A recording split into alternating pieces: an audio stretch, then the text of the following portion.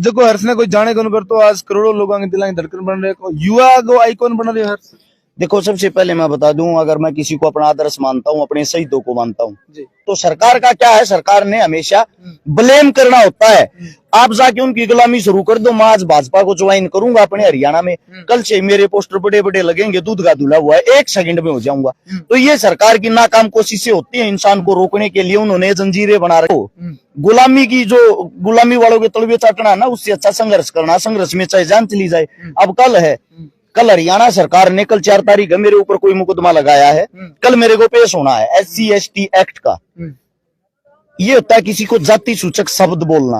आप पिछले 10 साल से मेरे कार्य पे नजर मार के देखना, मैंने आज तक कोई जाति सूचक शब्द क्या, मैंने आज तक ये शब्द भी नहीं बोला मैं किस जाति से आता हूँ। उसे दूसरा ये है, जिसने मेरे पे केस डाला मैं उसको जानता नहीं, आज तक उससे मुलाकात नहीं, उससे कोई लेना देना नहीं। अब जैसे ही ये इस केस में कल क्या होता है पता नहीं, शायद अंदर डालेंगे तो 3 से 4 महीने में जमानत होगी।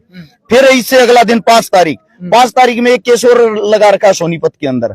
वो जो केस है सरकार का, उसमें ये है कि मैंने किसी का प्लॉट कब्जा लिया, किसी पे फिरौती मांग ली, 16-17 हथियार वाले लड़के रखता हूँ, 20 लड़के मैं एक साथ वैसे रखता हूँ, गुंडे टाइप के। मेरे पास जितने बच्चे रहते, किसी पे कोई केस नहीं है। छोटा मोटा केस तो देखो आप पे भी होगा, मेरे पे भी होगा, कोई किसी पे लगवा सकता है, वो सामाजिक केस होता है, समाज का होता है।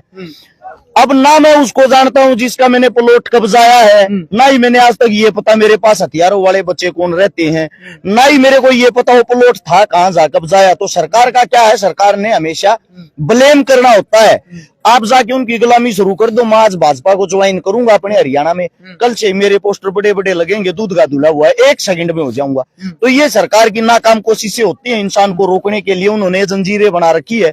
ऐसे नहीं फंसेगा, किसी के अंदर कोई कमी नहीं होगी तो उसको ऐसे फंसा लो। हर्ष भाई, इतना मुकदमा, झूठा मुकदमा, हिम्मत तोड़ने की कोशिश और लगातार कोई मतलब लांछन लगना, तो कटा न कटा हिम्मत टूटा या और स्ट्रॉन्ग हो हर्ष की? देखो इन चीजों से हमें कहीं ना कहीं ताकत मिलती है। हिम्मत भी टूटती है, हिम्मत एक चीज को देख के टूटती है। हमारा समाज आज भी जागरूक नहीं है, हमारे समाज में आज भी जातिवाद है, हमारे समाज में आज भी भाईचारा नहीं है। जिन चीजों के लिए हमारे बुजुर्गों ने कुर्बानियां दी हैं, हिंदुस्तान जब आजाद हुआ 1947 में, 6,32,000 ऑन रोड आदमी शहीद हुए थे। 1 लाख आदमी ऐसे शहीद हुए थे, ऐसे गुमनाम थे जिनका नाम तक नहीं आया। 7,32,000 आदमियों ने हमारे लिए अपनी शहादत दी, तब जाके हम आजाद हुए। तब भी यही रोड़ा था। इससे पहले मुगल साम्राज्य था, मुगलों ने हमारे ऊपर जो अत्याचार करे, जो क्रूरता करी, उस वक्त भी हम एक नहीं थे। आम जाट ब्राह्मण लोहार खाती ऐसे जब तक लड़ते रहे हैं ना, हमारा विनाश होता रहा। हमारे पूर्वज, हमारे बुजुर्ग हमने समझा मर लिए। जब तक तुम एक नहीं होगे तारा गुजारा नहीं होगा। पर पता नहीं आम जनता के दिल दिमाग में ये बातें क्यों नहीं घुसती। मैं एक आम इंसान से पूछना चाहता हूँ, जो बाल काटने का काम वो नाई ही करेगा, जो लोहे का काम उसको सबसे अच्छे से लोहार ही करेगा, जो हमारे लिए काट का काम उसको खाती ही करेगा, ठीक है। जो खेती का काम है, खेती बोने का, उगाने का, मतलब कि जिसको जो कार्य सौंप रखे हैं ना, उस कार्य के कारण जाति की संज्ञा दी गई है, जिसके कारण हम एक दूसरे को जानते हैं कि इसका काम ये है। अब हमारे जो बुजुर्ग थे उन्होंने ये संज्ञा तो दे दी बहुत पहले के टाइम पे। उससे आते हम उस संज्ञा को नीचे ऊंच मानने लगे। ये निचली जाति से, ये उचली जाति से। हमारे को तो आज तक ये समझ नहीं आया जाति कौन सी नीची होती, कौन सी ऊंची होती। इंसान अपने कर्म से अच्छा कहलाता है, इंसान अपने कर्म से बुरा कहलाता है। अगर आप कितने भी लैंडलॉर्ड हो, चाहे आप राजा के बेटे हो, आपके कर्म ही अच्छे नहीं होंगे तो आपकी जाति कहां से ऊंची होगी। हर्ष भाई, आज की यूथ है और विशेषकर मुंसरी की जनता था प्रेम के ऊपर उमड़ रही है, क्या मैसेज देना चाहोगे? और मुंसरी की धरती पर पहुंचे हो, क्या हो लगे? मैं सभी मेरे प्यारे बच्चों से, प्यारे भाइयों से एक बात कहना चाहता हूँ। जो हमारा गाँव है, गाम राम होता है। गांव से बड़ी कोई ताकत नहीं होती।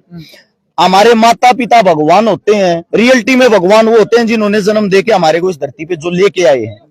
उनसे बड़ा कोई हमारे लिए भगवान नहीं। अपने माता पिता की इज्जत करे, सम्मान करे। आपके गांव के जितने साथी, सबके अंदर एकता हो। और आप जिस खेल को खेलने के लिए आए हुए, जिस खेल के लिए आज यहाँ पे ये जो पूरा हुजूम उमड़ रहा है, उन सब से एक शिक्षा जरूर ले। आपके गांव के अंदर एक ऐसी एकता हो, एक ऐसी खेल भावना हो, जो आपसे छोटे हैं, यूथ हैं, वे भी आपसे सीखकर नशे से दूर होकर इसी लाइन में जाएं।